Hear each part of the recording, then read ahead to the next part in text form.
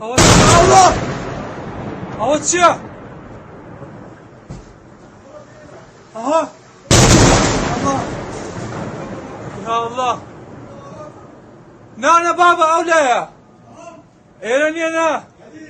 Nane pazarın ya? Nane pazarın ya?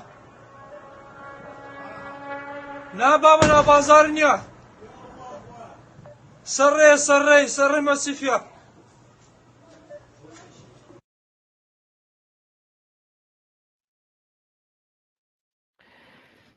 سلااف و ڕێز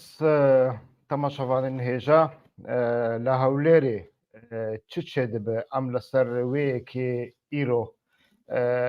گفتوگویەکی دیکەن ئەس دەخوازم ئانالیز و شڕۆڤەیەکی جودا پێشکەشی وە بکەم هەروەکی و هون دەزانن دۆ شەف لە باژارێ هەولێرێ یعنی لەسەر خەتا هەولێر و مەسیف سلاحەدین و سەری ڕەش چەند هێرشێن ئیرانێ پێک هاتن بەحسا ئێرشێن موشەکن بالستیکی تێکردن و 10 موشەکن و دە هەمان دەمێدا بەحسا ئێرشێن درۆنیژی دیکەن لێ ئەو ئێرشێن درۆنی تەنێ لەسەر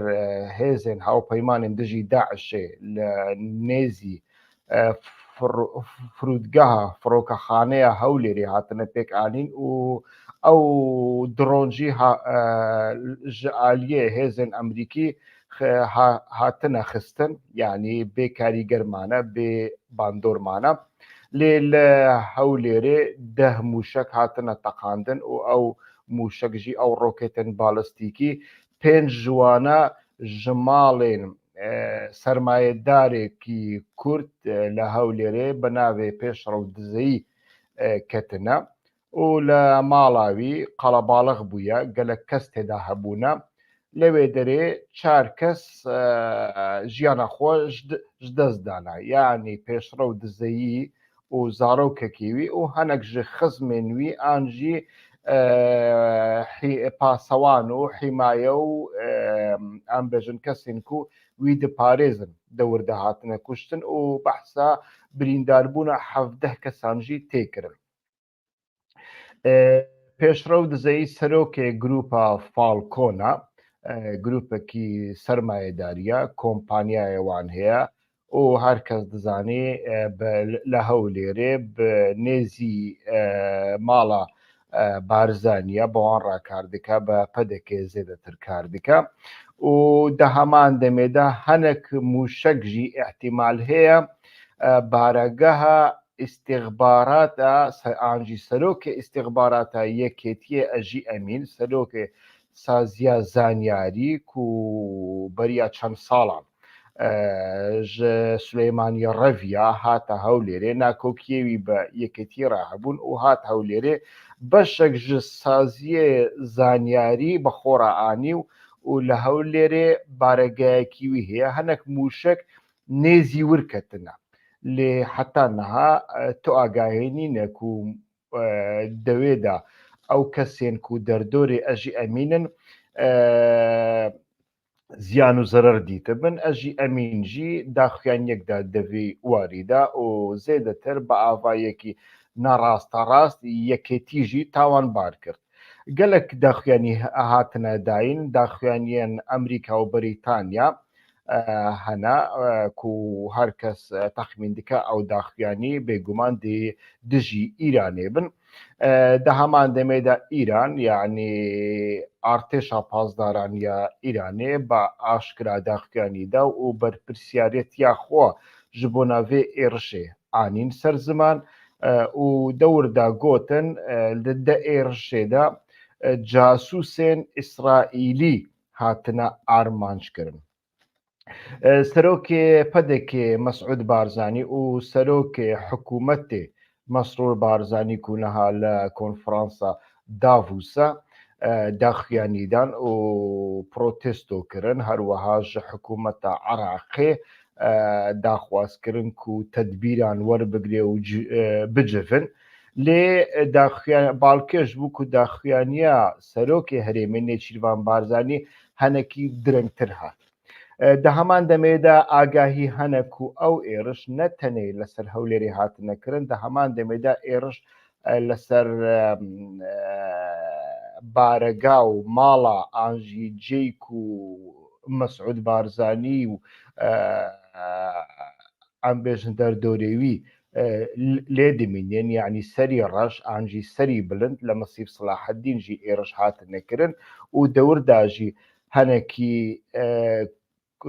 کەس ژیانە خۆش دەستدان و بریندار بوون لێ ئەو ئاگاهی حتا نەها ژعالیە پەدەکێوە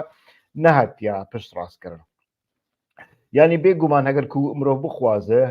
شڕۆڤەیەکی لەسەر vەیەکێ بکێ ئەو نەتەنێ تشتێکی نوویە گەلک جارنا ئەو ئێرش دووبارە دەبن، یعنی تێکیلیا ئێرشان بە دوو تشتانەوە هەیە مرۆڤ دەکاری بێژی، یەک بە هێگۆمۆنی و هەژمونە ئیرانی هەیە لە عێراقی و لە هەرێما کوردستانێ و گەلک جارناژی هەبوونە ئیسرائیلیان ئانژی چالاکیên جاسوسên ئیسرائیلی لە وردکێ بەهانە بەرێ ماڵە شێخباز هاتبوو ئارمانجکردن و نەهاژی ماڵە دزەیی هاتیە ئارمانجکردن و ماڵێکی پڕپڕ مەزنە چەند خانیوی چەند کۆشک و قەسرن لەکەلەکەی هەفتوو وانە هەمی وێرانکردنە ji بۆی وەک مەگوت 5 ڕۆکێتن باڵستیکی لە ورکەتنە و خاڵە دووەمینجی و مرۆڤ دکارێ بەحز بکە ئەو ئێرشان و تو بخوازی نەخوازی دەمەکیدا چێ دەبێت و لە ڕۆژهەڵاتە ناوین یعنی لە بەحرە عەدەن و هیندستان حتاکو دچە باکووری ئەفریقایە مرۆڤ لێ دنەرێ شەڕێکی مەزن هەیە لە غەزە شەڕ بەردەوام دکا لەسەر سنوورێ لوبنان و ئیسرائیلێ شەڕێکی سنووردار بەردەوام دکا. ئەف شەڕ بێگومان دەناوە دوو جەبهەیەندایە، ئالیەکیوی ڕاستە ڕاستە دیرەکتە ڕاستە و خۆیە دەناوبەرە میناک دەناوبەرە ئیسرائیل و حەماسێدا و ئالیەکیوی شەڕێکی سنوورداری دیرەکتەیە لێ سنووردارە دەناوبەرە حیزبوڵڵا و ئیسرائیل ئانژی دەناوبەرە حوسی و حوسیە یەمەنێ و ئیسرائیل و ئەمریکایەدا و ئالیە دنێژی شەڕێن پرۆکسیانە، یعنی مرۆڤ دکارێ بێژێ ژعالیەکی ئەمریکا و ئیسرائیل ژعالیەکی دنێ ئێران ناڕاستە ڕازی چین و رووسیا بە هەڤڕا دەناوە شەڕێکی مەزن دانا ئاف شەڕ نەتەنێ شەڕێکی بەچەکە شەڕێکی ئیستیخباراتیە شەڕێکی ئابوووریە شەڕێکی مێدیایی و شەڕێکی کولتوریەژی و دەوێت شەڕێدا پرانی عالی ناخوازن، یعنی شەڕ بەبە شەڕێ دوو دەوڵەتێن مەزن مینە ئیران و ئەمریکای ئانجی ئیران و ئیسرائیلێ لێ دەخوازن پەیامان ژە هەفتوو ڕابدەن، مەساجان ژە هەفتوو ڕابدەن، هێزین خوا نیشان بدەن و دەمێ پێشدا هەگەرک و دەوی واریدا ڕوونیشتنەك چێبوو لە هەف هاتنەك چێبوو کیژان دکارێ زێدەتر هێزێ خۆ نیشان بدە ئەو ژ بۆ ناوێ گرنگە. استراتیژیەکی ئەمریکا یا بەرێ هەیە لە ڕۆژهەڵاتە ناوین هێزێ نوێی هاوپەیمانێوی هەنە یەک ژوانەژی ئیسرائیلە و دە هەمان دەمێدا استراتیژیەکی ئێرانێ هەیە و بوویە هێزێکی پڕمەزن لە ڕۆژهەڵاتە ناوین لە سووریا هێزیوی هەیە لە یەمەن هێزیوی هەیە لە لوبنان هێزیوی هەیە و بزاڤە حەماسژی ڕاستە ڕاست دەوارێ عەسکەریدا بە تایبەتیژی هەنێکی گرێداییە ئیرانەیە. بێگومان ئەو هێز گاڤاک و دەخوازن مەساجان بدەن هەفتوو وەک مەگوت ڕاستە و ڕاست ناخوازن بەبە شەڕێ دوو دەوڵەتان ji بۆی ku ببە شەڕێ دوو دەوڵەتان هەردوو ئالی زەرەرێ دکەن، یعنی ئەمریکا بێگومان هێزێوی هەیە ku لە ئیرانێ بخێ هێزێوی هەیە هەموو یەمەن بگرێ لێ دە هەمان دەمێدا ئەمریکا ناخوازە جارێکی دن هێزێکی مەزن بکشینە ڕۆژهەڵاتە ناوین و چین و رووسیا بە تایبەتیژی چین ژبیر بکە و بووە تهدیدێکی مەزن تحدایەکی مەزن لەسەر هەژمونگەریە ئەمریکایە. دە هەمان دەمێدا شەڕی ئۆکرانیاییژی هەیە، یعنی و دە هەمان دەمێدا لە ئەمریکادا هەڵبژاردن لە پێشیە ئەمریکیاندا هەیە، وەکمە دۆژی دیت و دۆناڵد ترامپ دەناوە کۆماریاندا پوانێوی هەری مەزنن زێدەتری پێنجینە ئێدنێ نەگەیشتنە بیستی، یانی احتیمالێکی پڕپڕ مەزن هەیە و دۆناڵد ترامپ جاردن ببە کاندیدێ کۆماریان ئۆ لە هەمبەری جۆ بایدن بێتە مەیدانێ. دەمەکی وسادا بێگومان ئەمریکا ناخوازە ئەف شەڕ پڕپڕ مەزن ببە و هێزێکی ئابووری و عسکەری پڕ زێدە پێویست بکە و لە هەڵبژاردنێدا بدۆڕنی. لێدە هەمان دەمێدا ژ بۆی ئەمریکا ئیسرائیلژی سەر ئێشەیەکی مەزنە ژ بۆی و ئیسرائیل دەوێت دەمێدا بەڕاستیژی و هێزی ئەمریکا لە ڕۆژ هەڵاتە ناوینە دوو کەشتێنوی وێرانکەر و کەشتێن شەڕ هەنە ئیدی دخوازە دەوێ ئەو یەک وەک فرسەتێکی ببینە و بەوی ڕەنگی ئەو فرسەتێک و هەیە لە ئیرانێ بخە ژخوا ئیسرائیل، یعنی دەوڵەتە ئیسرائیل ئانجی حکوومەتە ئیسرائیلی یا شەڕ دەوێت قەناعەتێدایە ئیرۆنا سبێ ئەو گەرەک حیسابەکی بە ئیرانی بکەن لە ڕۆژهەڵاتە ناوێ. مادەم و شەڕ لە غەزە هەیە، مادەم و هێزن ئەمریکا لە هەرێمێ هەنا دخوازن ژوێ فرسەتێ سوود وەربگرن و ئێرشەکی ئیرانێ بکەن. لێ ئیرانجی هێزێکی بچووک نینە، یعنی بە تایبەتیژی دەوارێ تەکنۆلۆژیایە موشکێن بالستیکیدا ئێران هێزێکی پڕپڕ مەزنە احتیمالە بکارێ بەڕاستیژی بنگەهێن ئەمریکا لە ڕۆژهەڵاتە ناوین حتا لە یۆنانێ حتا لە ئیتالیایژی بکاری بۆردومان بکە و ئەوژی دەبە شەڕێکی هەرێمی و حتا شەڕێکی جیهانیژی و ئەمریکا وەیەکێ بەڕاستیژی ناخوازە لۆمە ئەمریکا ژعالەکی دخوازی پەیامان بدە ئیرانێ ژعالەکی دنێژی بەڕاستی دخوازە پەیامان بدە دەوڵەتە ئیسرائیلێک و ئەو شەڕ مەزنتر نەبە. کام ڤەگەڕێن سەر هەولێری، یعنی هەولێر چما دەبە هەدەف بێگومان هەولێر خاڵێکی هەری لاوازە، یعنی دەدەمەکیدا هێزێن مەزن و ناخوازن ڕاستە ڕاست هێڕشێ هەفتوو بکەن مینە ئیران و ئەمریکایە ئانجی ئیسرائیل و ئیران ئانجی تورکیا و ئەمریکا عینی تشتە دخوازن لە جێیەکی دنێ لە خاڵێکی لاواز بدەن و ئەو هەم بکارن هێزێ خۆنیشان بدەن هەمژی ڕێکە پێشیاوی ڤەنەکەن و ئەو شەڕ ببە شەڕێ دوو دەولەتێن مەزن.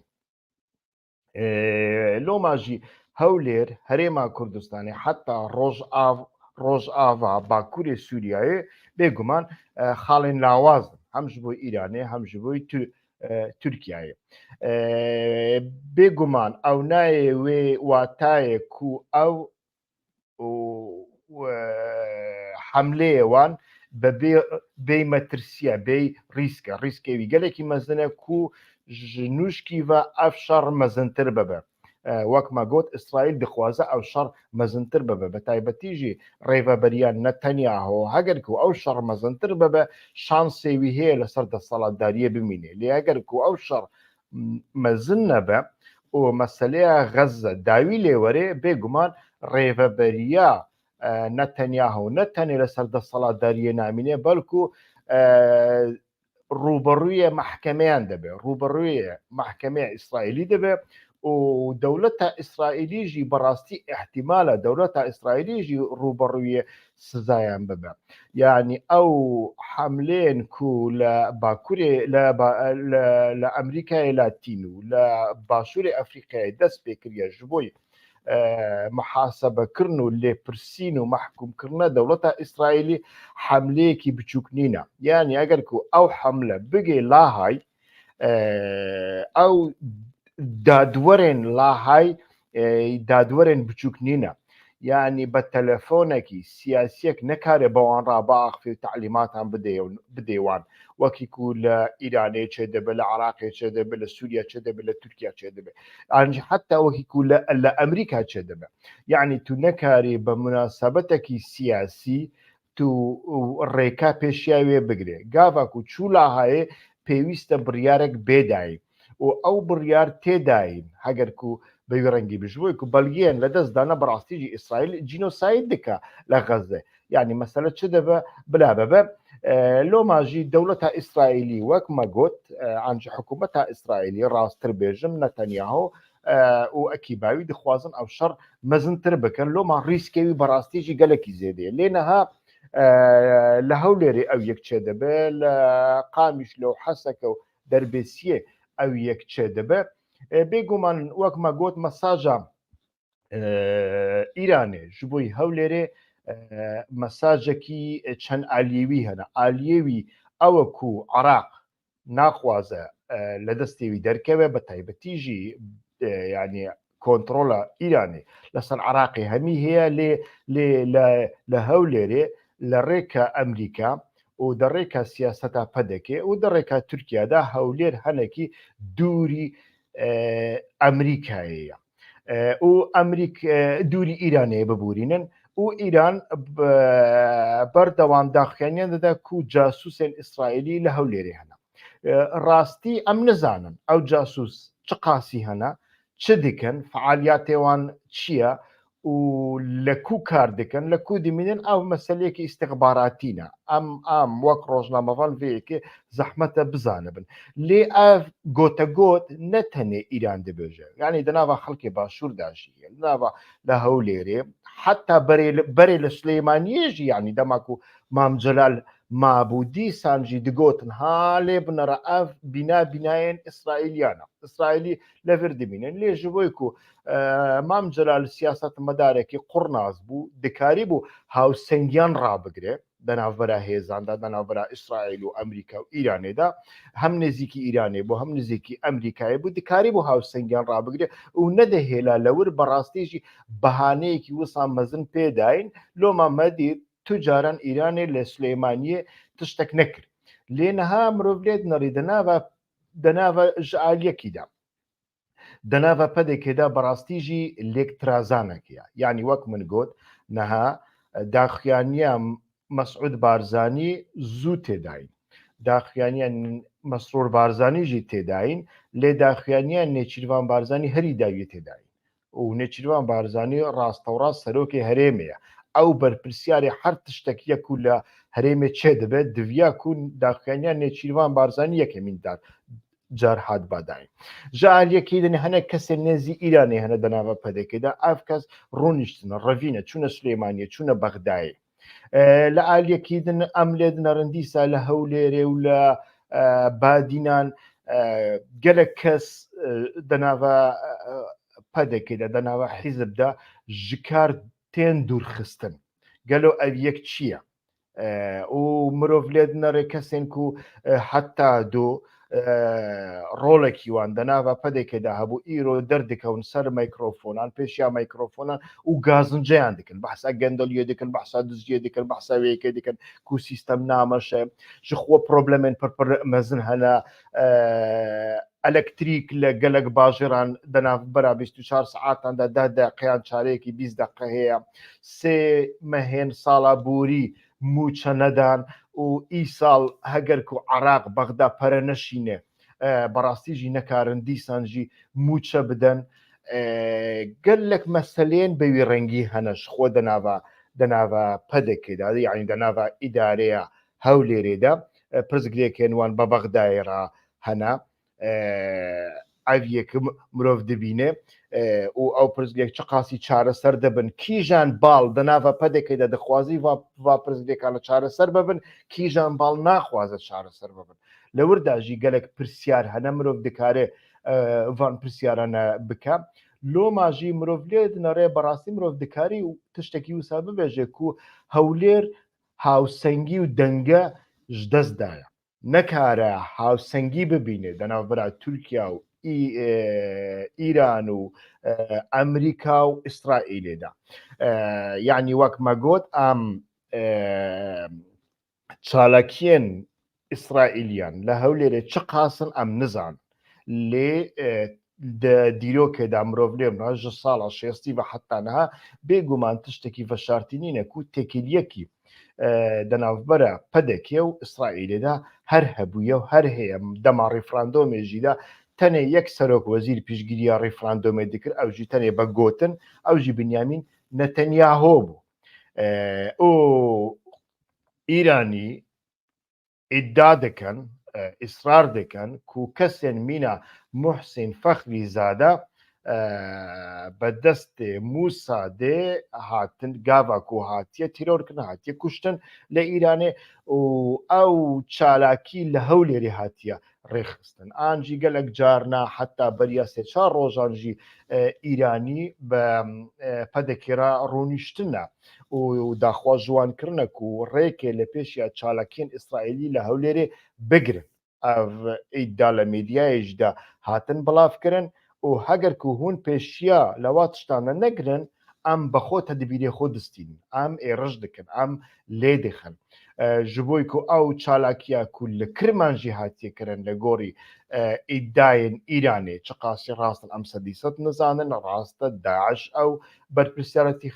xist sikrê xwe lê dîsan jî ew wek çalakekî İsraîlî dibîne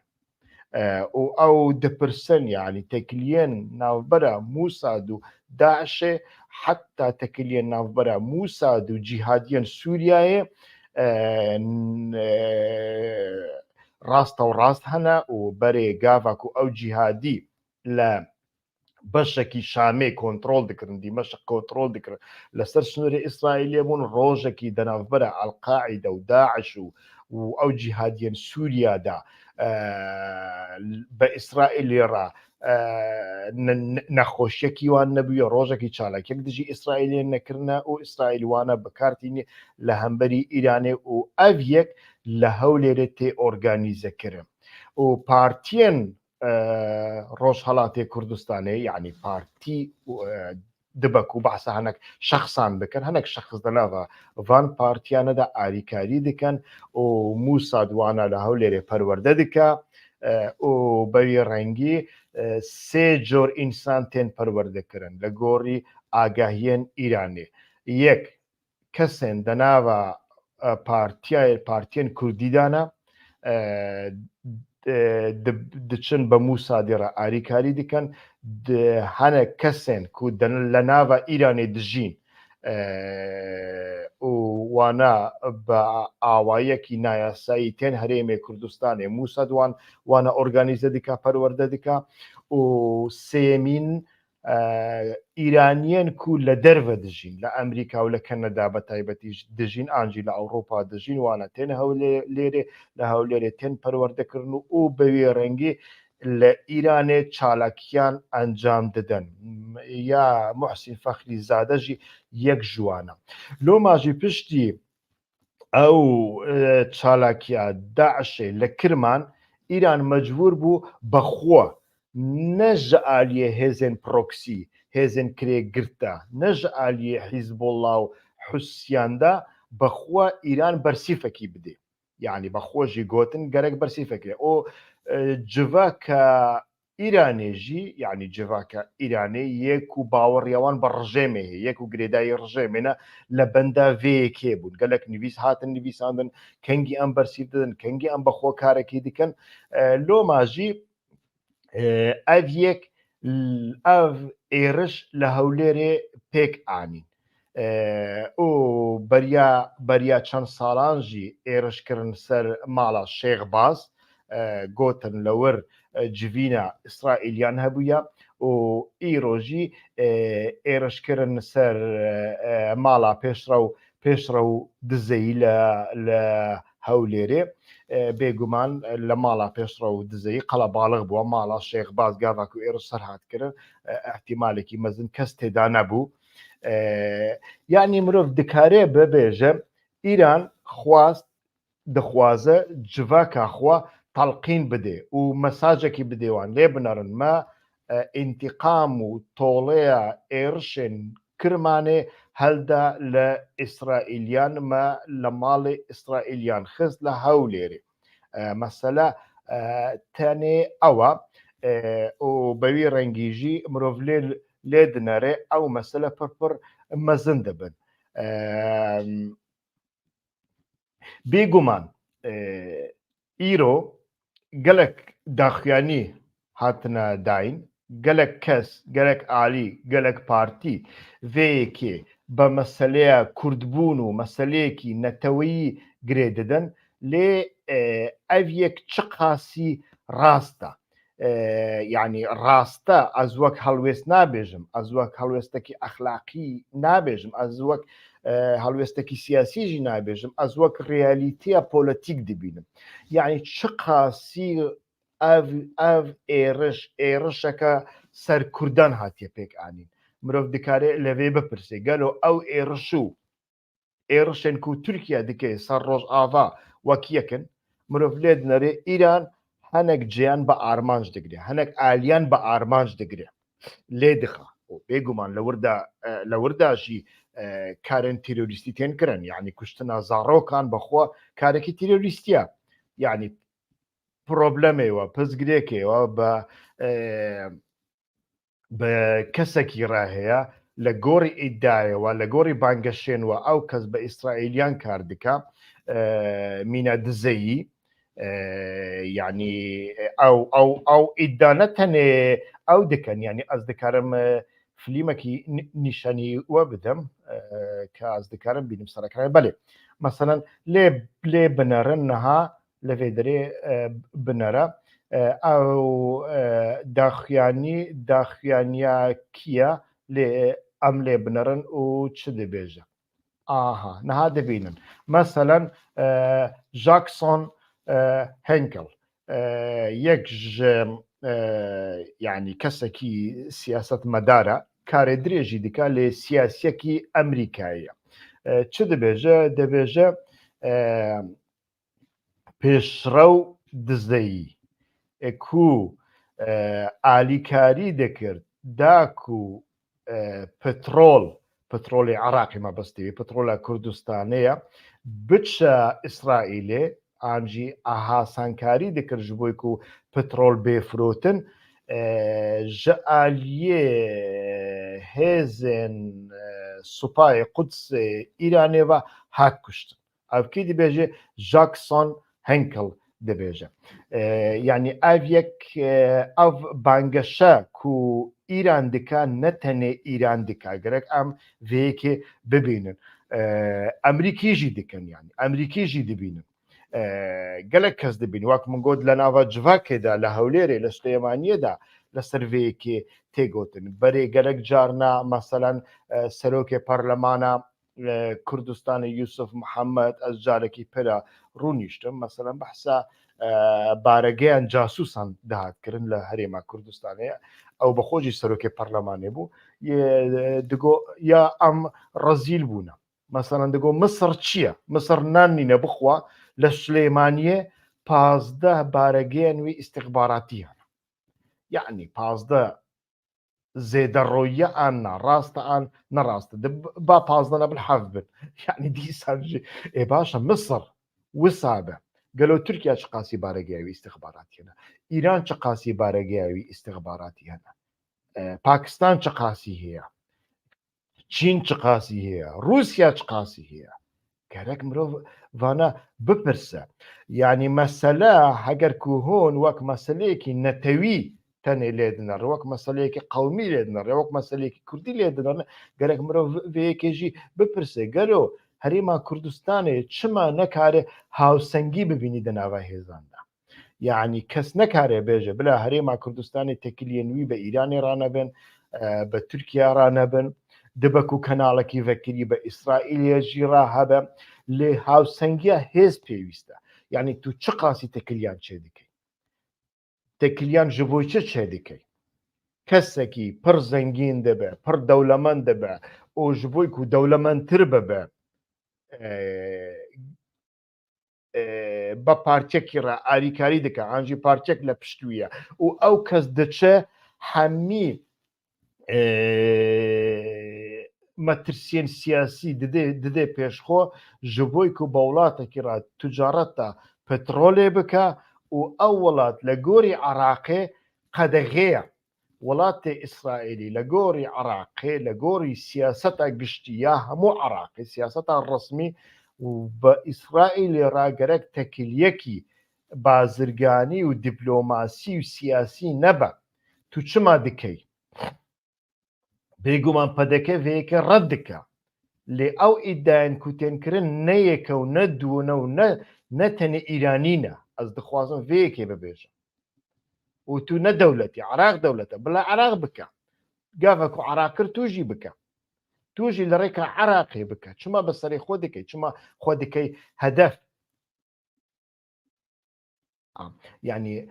vaniyekane gelekî giring in ya dinê hinek rûnakbîr û kesên rûnakbîr û rewşenbîr û nivîskar û netewî û qîreqîrê dikin gerek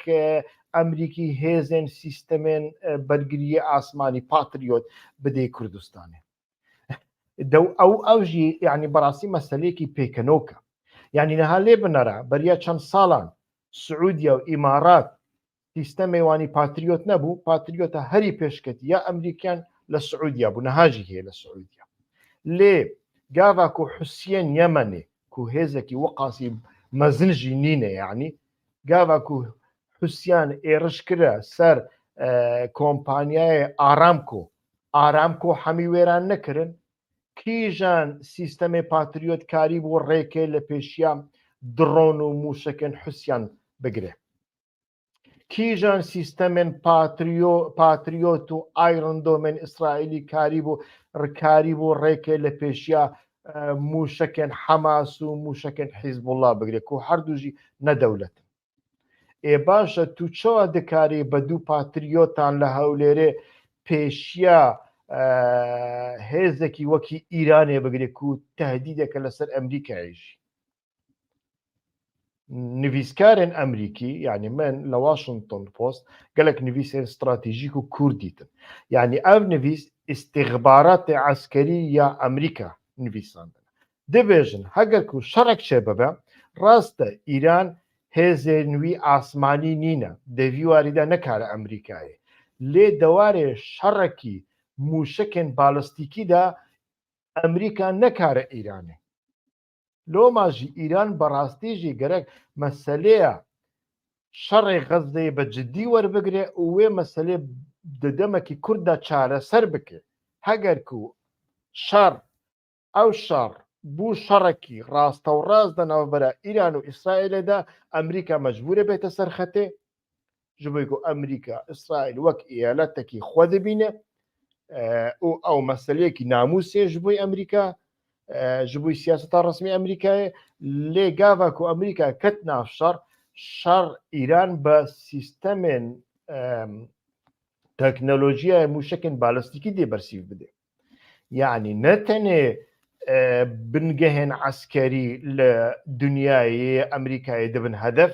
Emerîka bi xwe jî ihtimal e bibe hedef wê de loma jî sîstema patriotî çareser nîne siyaset çareser e yani li Herêma Kurdistanê de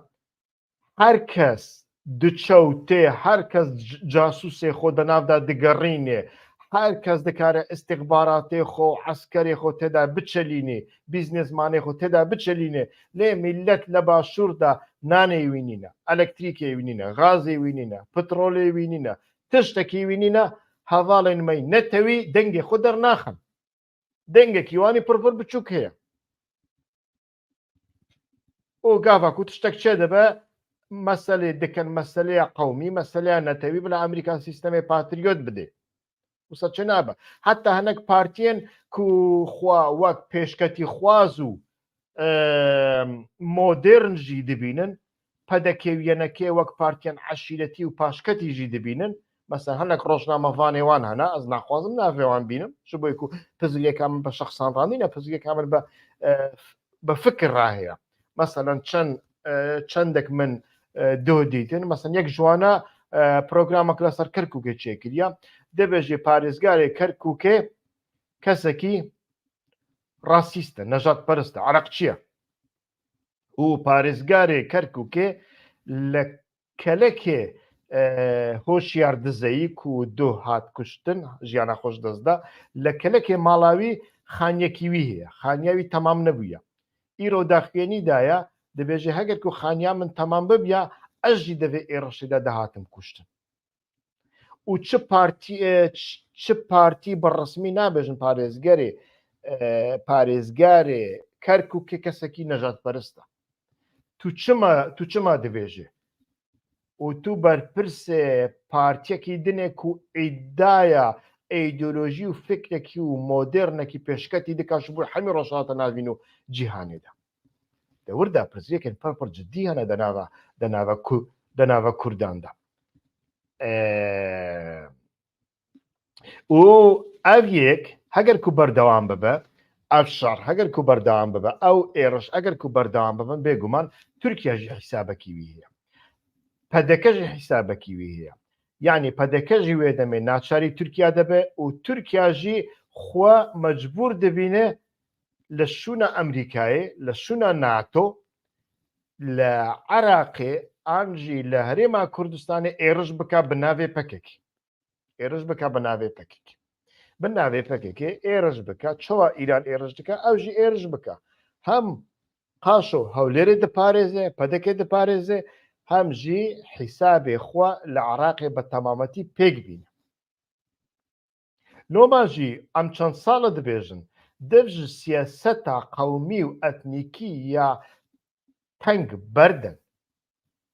سیاست گەرەک سیاسەتێکی عراقی بێ گەرەک کورد و عەرەب و شیعە و سونە سیاسەتێکێوانی یەکگرتی یا عراقی هەبێ سیاسەتە تەی کوردی جیۆپۆلۆتیکاتە ڕێکێ نادەکوت و سیاسەتێکی قەومی و ئەتنیکی و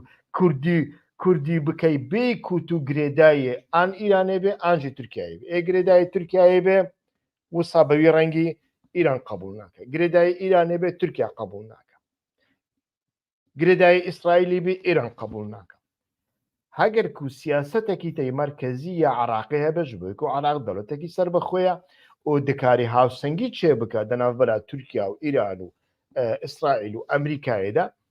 بەوێ ڕەنگی مرۆڤ دکاری سیاست بکە مرۆڤ دکاری تەکیلێوی بە ئیرانی ڕاهبن مرۆڤ دکاری تەکیلێوی بە تورکیا ڕاهبن دەوردا پرزگرێکێک نینە لێ هەگەر وسانە بە وەک مەگوت وێ بەڕاستیژی نەتەنێ ئیران تورکیاژی بەوی ڕەنگی مداخلە بکە بناوێ هەبوونا پەکێکێ ژخوا لە بەهانەیەکی وسا دگەڕێ و چۆ لە سووریا دکە لە عراقێژی دێ وسا بکە وێ دەمێ بەڕاستیژی مەسەلە پڕپڕ کوور دەبە و ژخۆت شتێک بەناوێ هەرێما کوردستانێ نەمایە دەفعلیدا هەرێما کوردستانێ هەرێمەکە تەنێ هێزین بیانی دکارن سیخڕێ خۆت تێدا بچەرینن لێ خێرەکیوی ji بۆی کوردان نەمایە